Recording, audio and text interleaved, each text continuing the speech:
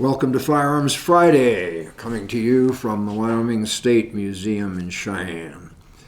My name's Evan Green. I'm the firearms historian for the museum, and for the past 3 or 4 years I've been going through the museum's collection of firearms and cataloging those, adding new material, and in some cases doing the research to try and connect those firearms to events in Wyoming history or people from Wyoming history. So what do we have today? This is a nickel-plated 1875 Remington revolver, caliber .45 Colt. So you may know that the Colt single-action revolver, single-action Army revolver, came out in 1873 and was adopted by the United States military as its official sidearm.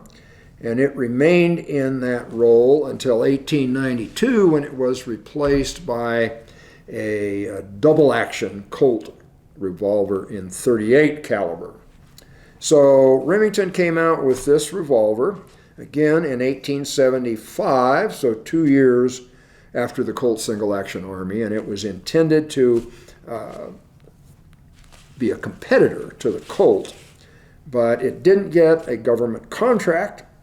Although many of them, and I forget the exact number, but a lot of these with this barrel length and nickel-plated were purchased by the Department of the Interior and distributed to the Indian police on the various reservations in the West.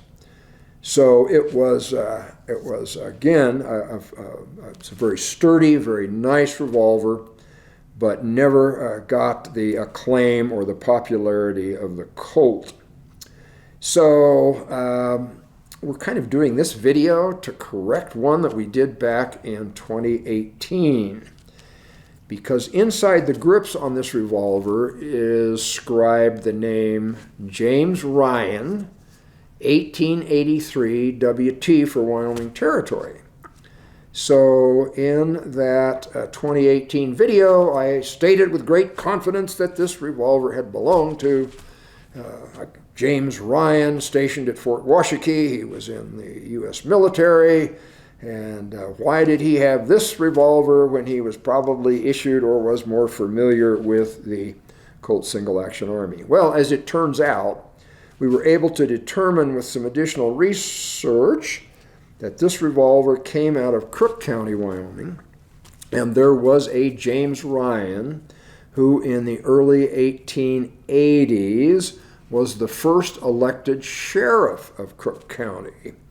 So until proven wrong, which could happen again, we are making the assumption that this revolver was probably acquired by that James Ryan in anticipation of needing a serviceable revolver for his job as the sheriff of Crook County. So there's a cool story about James Ryan and a guy named Harry Longabaugh.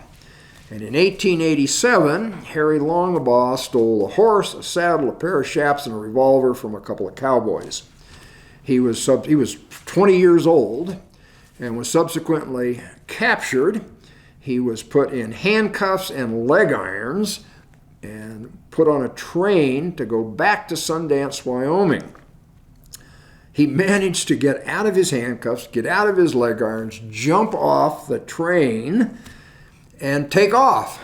He was subsequently apprehended again by the sheriff of Crook County, James Ryan, and Harry Longabaugh ended up serving, we think, 18 months in the Sundance jail, which may have been how the Sundance Kid acquired his nickname, Harry Longabaugh, better known as the Sundance Kid. So, great revolver, great story about James Ryan, who turns out to be kind of an enigma.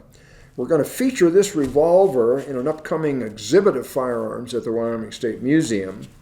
And we wanted to find a picture of James Ryan. So we have looked everywhere, contacted the Crook County Sheriff's Department. They said, we have pictures of all our sheriffs, except James Ryan. So if you find a picture of him, we'd really like to have a copy. So he was a county commissioner in South Dakota. He was a member of a pioneers society in South Dakota. I've contacted that group. I've contacted a library and the museums up there. Nobody's got a picture of James Ryan. And from everything we can find out, he never married, so he has no offspring that we're aware of.